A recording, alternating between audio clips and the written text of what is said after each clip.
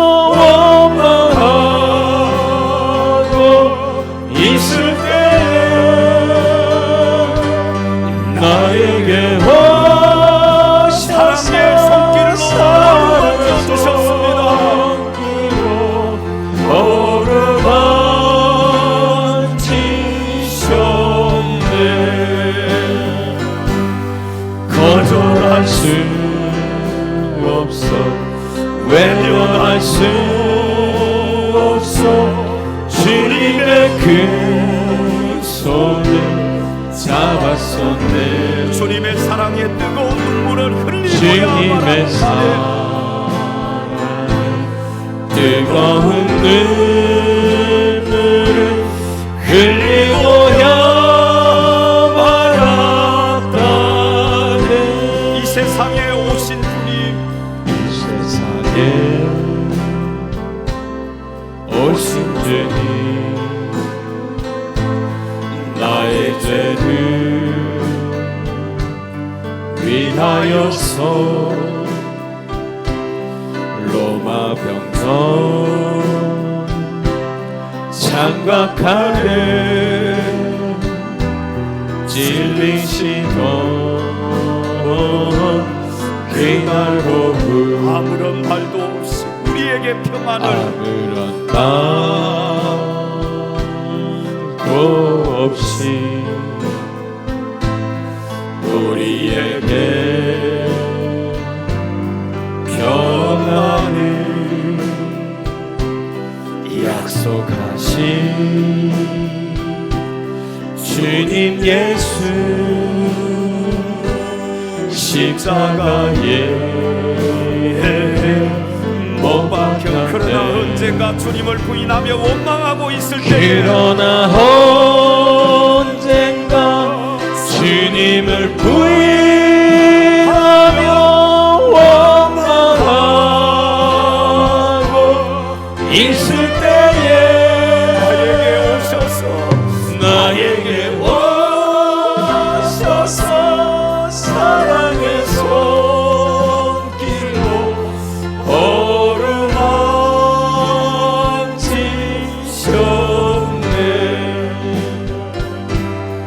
거절할 수 없어, 외면할 수 없어.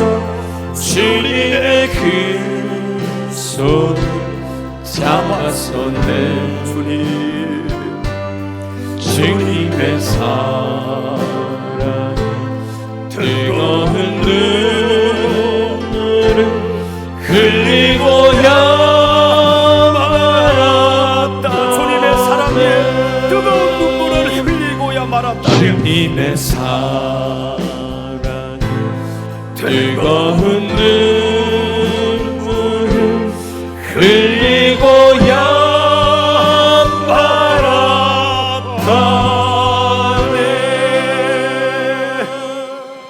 할렐루야. 오늘 본문 14절 말씀 다시 한번 보시면 예수님께서 가까이 가서 나인성 가부의 죽은 아들의 관에 뭘 대셨다고요? 손을 대셨다. 성경은 이렇게 기록을 하고 있습니다. 예수님 당시에 이 유대인들은요, 절대 만지지 말아야 할 두 가지가 있습니다. 그게 뭔지 아십니까? 첫 번째는 나병 환자예요.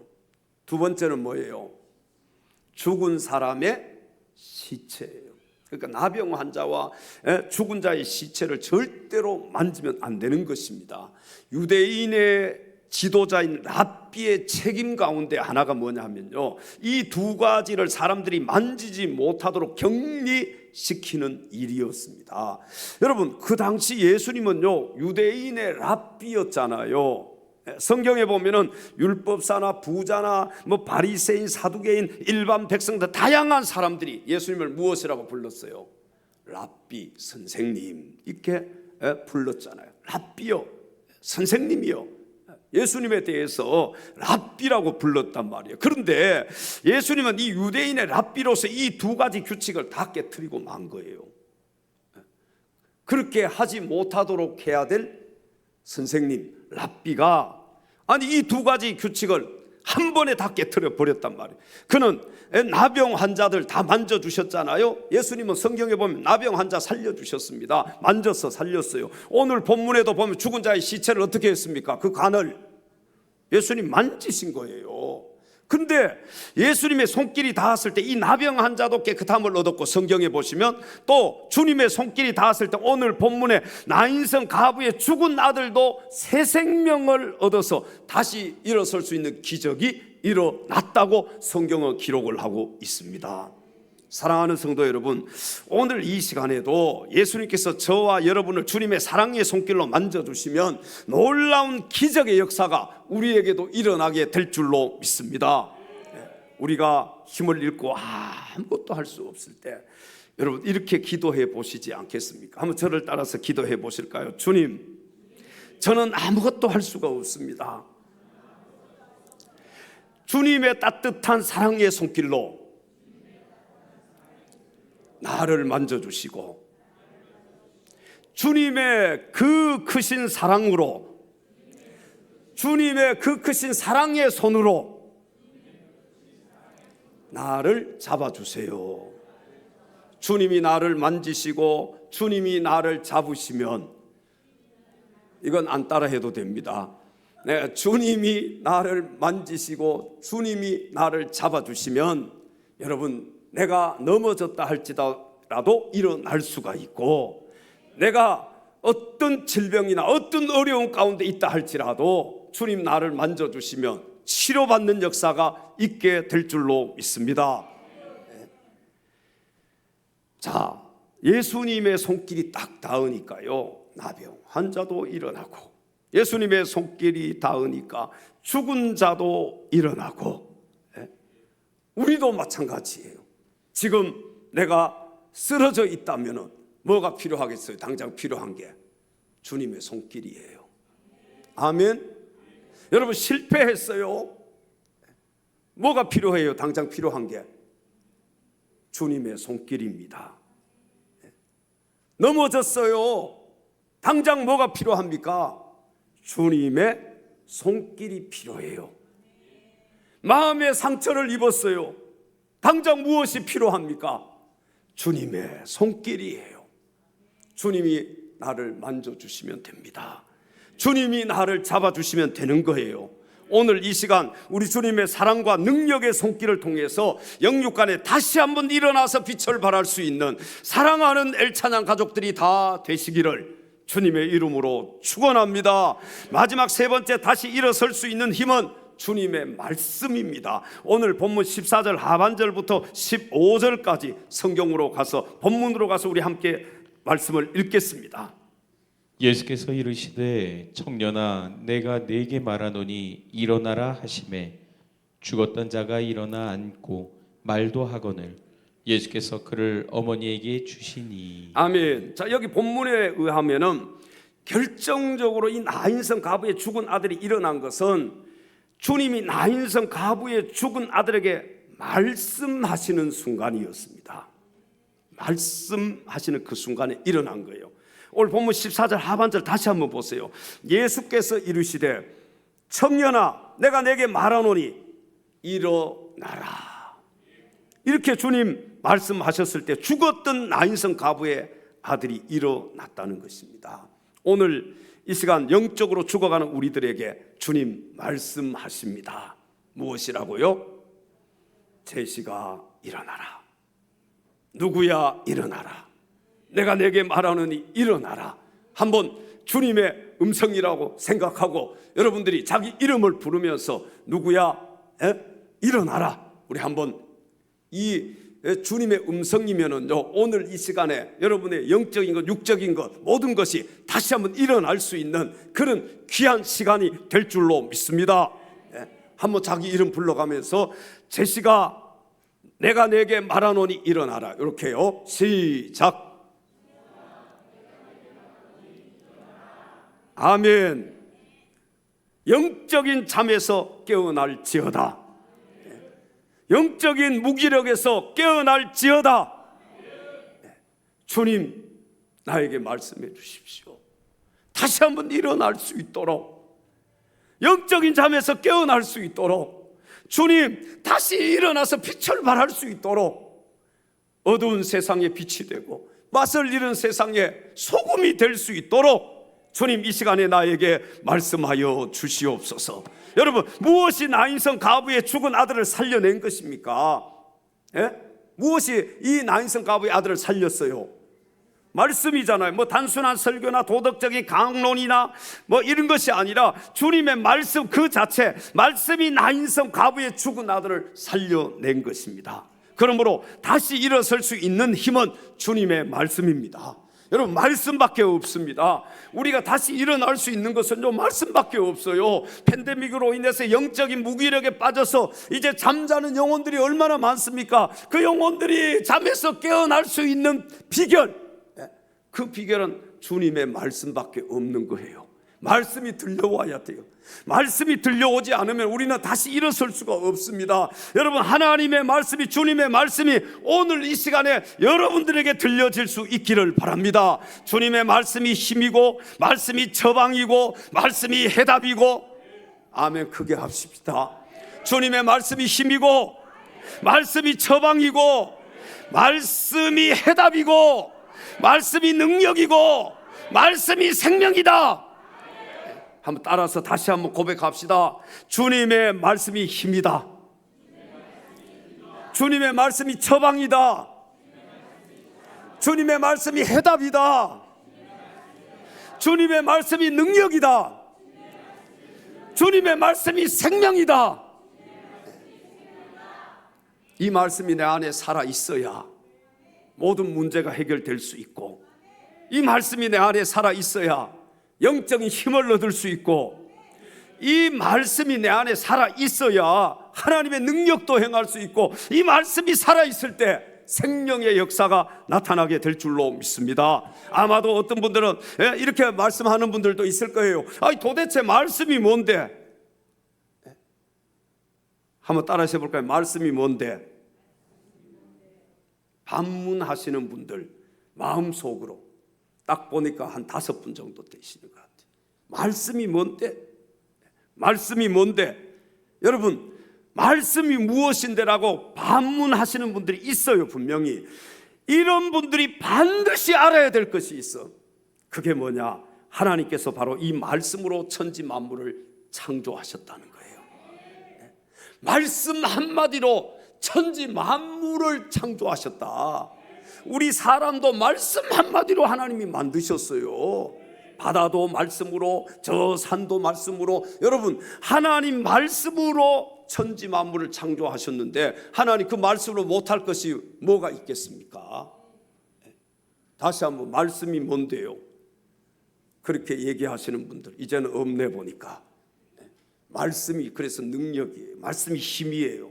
말씀이 해답이에요. 말씀이 처방이에요. 말씀이 생명이에요. 내 안에 하나님의 말씀이 살아있으면 내가 영적으로 살아날 수밖에 없는 것입니다. 하나님께서는요, 지금도 이 말씀으로 지으신 만물을 다스리시는 분이에요. 아멘. 하나님 지금도 이 말씀으로 섭리하고 가르치시는 분이에요. 죄로 말미암아 죽을 수밖에 없는 우리 인생도 말씀으로 하나님께서 다시 살려주셨습니다. 여러분, 말씀의 능력이 있습니다. 그 말씀이 누구입니까? 예수 그리스도잖아요. 말씀이 죽은 자를 살릴 수 있는 거예요. 말씀이 넘어진 우리들을 일으켜 세울 수 있음을 믿으시기 바랍니다. 따라서 해보십시다. 말씀이 힘이다. 말씀이 힘이에요. 요한복음 5장 25절에 성경은 이렇게 말씀을 합니다. 진실로 진실로 너희에게 이르노니 죽은 자들이 하나님의 아들의 음성을 들을 때가 오나니 곧 이때라. 듣는 자는 살아나리라. 아멘. 하나님과의 관계가 단절된 채 하나님 없이 살아가던 영혼들에게 말씀이 딱 들려오는 순간 사람들은요, 예수를 구주로 믿고 하나님을 아버지라고 부르면서 새 생명의 길을 걸어가게 되어 있습니다. 우리가 바로 그 주인공들이잖아요. 죽음의 길로 달려가던 우리, 하나님과 단절되어서 하나님과의 교제가 없던 우리들, 지옥을 향해서 달려가고 있었던 우리들, 우리에게 하나님의 말씀이 딱 들려오니까 우리가 예수를 믿게 되었지 않습니까? 또 예수 믿고 하나님을 아버지라고 부르면서 우리가 이렇게 살아가게 된 것이지요. 새롭게 거듭나서 우리는 새 인생을 사는 사람들, 여러분 이것을 뭐라고 하느냐, 이것이 바로 영혼의 소생이라고 하는 거예요. 이걸 영혼의 부활이라고 하는 거예요. 죽었던 우리 영혼이 다시 소생하고 다시 살아난 거예요.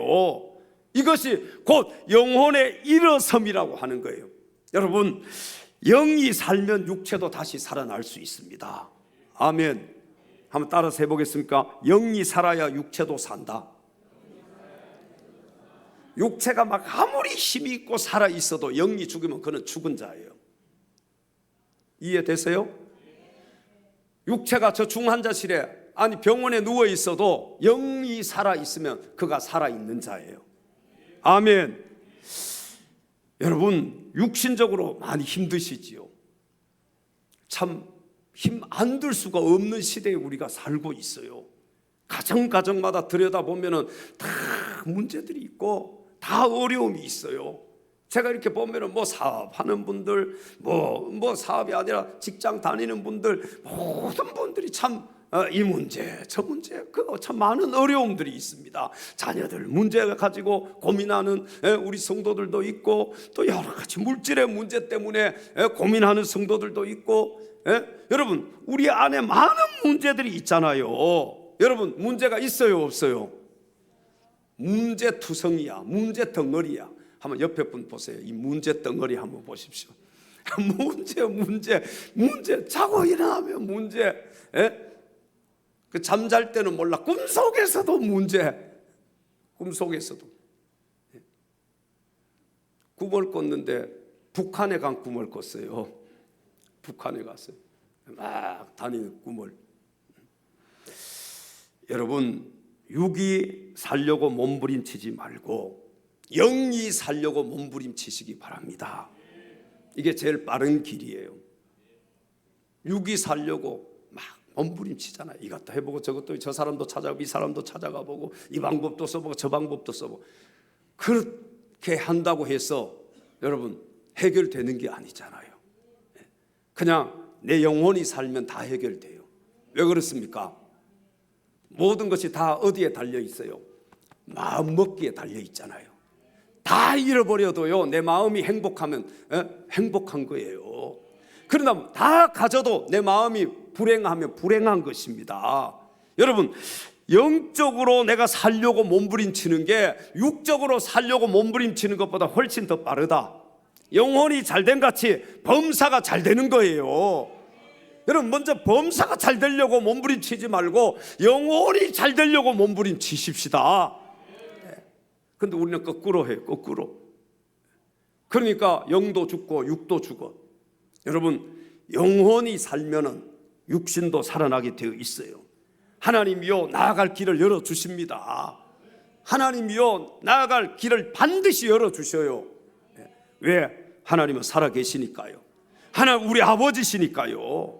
성경에 보면 예수님 먼저 40일 금식 후에 떡으로 시험하는 마귀에게 마태복음 4장 4절에 이렇게 말씀을 하셨습니다.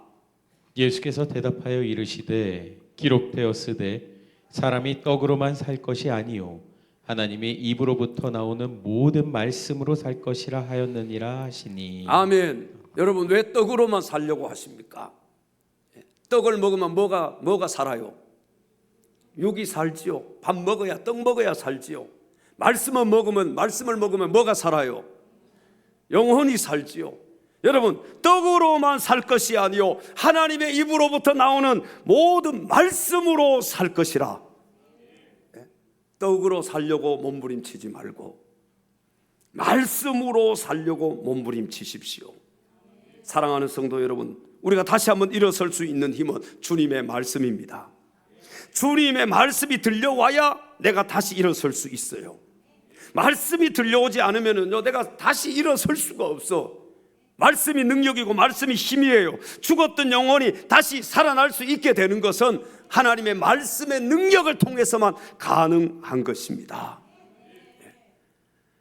2024년 우리 라이즈 업 베프티스트를 통해서 참 이제 2세대 차세대 목회자들이 말씀을 전하는데 저도 말씀을 통해서 많은 힘을 얻었습니다. 여러분, 12번의 이 말씀을 통해서 내 영혼이 소생하는 느낌을 내가 느끼고, 또 이 말씀을 통해서 내 영이 살아나는구나. 여러분, 그래서 말씀의 자리에는요, 언제든지 빠지지 말고 그 자리에 앉아 있어야 돼요. 왜? 하나님의 말씀이 여러분의 모든 문제를 해결해 줄 수 있는 해답이에요. 다른 데 가서 엉뚱하게 다른 데 가서 뭘 해결해 보려고 그렇게 하지 마시고, 하나님의 말씀의 자리에 여러분들이 나와 있어야 돼요. 하나님의 말씀을 듣는 가운데 하나님 우리의 문제를 해결해 주시고, 하나님 우리를 일으켜 세워주시고, 하나님 우리에게 힘을 주시고, 우리에게 생명을 불어넣어 주실 줄로 믿습니다. 원수 마귀는요, 하나님의 백성들이 말씀을 듣지 못하게 마음을 막고 길을 막습니다. 왜? 말씀만 딱 못 듣게 하면 다 끝나는 거예요. 말씀이 없으면 살 수가 없잖아요. 영혼의 양식이잖아요. 아니, 밥을 못 먹는데 육신이 어떻게 살아요? 말씀을 못 먹게 하는 것이 마귀의 작전. 그래서 마귀는요, 어떻게 하든지 성도들이 하나님의 말씀을 못 듣게 하고 못 먹게 하는 거예요. 영적인 양식으로 못 삼게 하는 거예요. 이 자리에 앉아 있어도 막 다른 생각 나게 하는 거예요. 그런 분들이 있지요. 가스레인지 불 껐나 켰나 지금 그거 생각하고, 빨리 끝나면 땡 하면 축도 하기 전에 가야지. 뭐 다른 약속해놓고 왜 약속을 오늘 합니까? 왜 약속을 주일 예배 끝나는 바로 왜 약속을 해요? 여기서 점심 먹고 교제하고, 점심 먹는 것도 예배예요. 교제하는 게 다 예배입니다. 예배의 연속성에 있는 거예요. 같이 식사하면서 성도의 교제를 나누고 떡을 떼고, 여러분 이것도 예배의 일환이에요. 연속이에요. 뭐 주일날 그냥 와서 예배만 드리면 땡 끝나는 게 아닙니다. 예배가 중요해요. 그만큼 성도의 교제도 중요한 거예요. 서로 떡을 떼면서 교제를 나누셔야 돼요. 오늘도 밥을 먹으면서 여러분 함께 교제하고, 이게 초대교회도 그랬고, 여러분 교회가요, 사실은요, 목회도요, 다른 말로 하면 먹회라고 그래요. 먹회. 먹는 것을 잘해야 된다. 왜? 사람이 밥을 먹으면서 친해지잖아요. 같이 먹던 분들만 이제 먹지 말고, 오늘부터는 같이 안 먹던 분들도 같이 가서 한번 딱 옆에 앉아가지고 밥 타가지고 가서 같이 식사해요 하고 이렇게 한번 성도의 교제를 나눠보시기 바랍니다. 별로 아멘 소리가 약하네. 오늘 이 시간 주님의 말씀이 우리 모두에게 강력하게 들려오므로, 이 말씀이요, 강단의 말씀이 강력하게 들려와야, 그래야 밥을 타가지고 가서 딴 사람 옆에 가서 앉아서 먹는 거예요. 말씀이 강력하게 들려와야 돼요. 강단의 말씀을 한 귀로 듣고 한 귀로 흘리는 것이 아니라, 이 말씀이 내 안에, 내 마음판에 잘 박힌 못처럼 박혀야 돼요. 여러분, 말씀 듣는 것으로 끝난다고 그렇게 생각하면요, 신앙이 성장할 수가 없고 영혼이 살아날 수가 없어요. 말씀을 들으면 지켜야 되는 거예요. 오늘 하나님의 말씀이 우리 모두에게 강력하게 들려오므로 다시 한번 일어나서 빛을 발할 수 있는 사랑하는 엘찬양 가족들이 다 될 수 있기를 주님의 이름으로 축원합니다. 전능하신 나의 주 하나님은, 전능하신 나의 주 하나님은 늙지 못하실 일처럼 왼손을 가슴에 얹고 오른손 높이 들고 찬양합니다. 우리의 모든 간구도, 우리의 모든 생각도, 우리의 모든 꿈과 모든 소망도 신실하신 나의 주 하나님은 우리의 모든 괴로움 바꿀 수 있습니다. 우리의 모든 괴로움 바꿀 수 있는 불가능한 일 행하시고, 불가능한 죽은 자를 일으키시니, 죽은 자를 그를 이길 자 일으키시니 아무도 그를 이길 자 아무도 없네. 주의 말씀을 의지하여 깊은 곳에 금을 던져 오늘 그가 놀라운 일을 이루시는 것 보라. 주의 말씀을 의지하여 믿음으로 금을 던져 믿는 자에게 능치 못함 없네.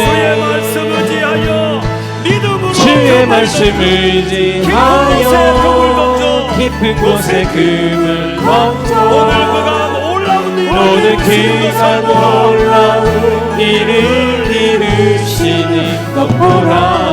주의 말씀 의지하여 믿음으로 금을 던져 믿는 자에게 능치 못함 없네. 주의 말씀 의지하여 깊은 곳에 금을 던져 오늘 그가 놀라운 일을 이루시는 주의 말씀 의지하여 믿음으로 금을 던져 믿음으로 믿는 자에게는 능치 못함이 없습니다. 믿는 자에게 능치 못함 없네. 믿는 자에게 능치 못함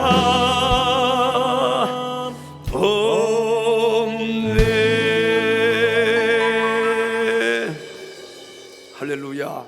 사랑하는 내일찬양 가족 여러분, 오늘 본문의 나인성 가부의 아들을 살려주신 주님의 놀라운 사랑과 또 주님의 기적의 손길과 주님의 능력의 말씀이 다시 한번 우리 모두에게 임하여서 우리 가정이 살고 교회가 살고 이 나라와 이 민족이 살고 힘을 잃었던 우리 성도들이 다시 한번 일어설 수 있는 우리 주님의 크고 놀라우신 은혜와 축복이 오늘 이 시간 우리 가운데 함께 할 수 있기를 주님의 이름으로 축원합니다. 기도하겠습니다.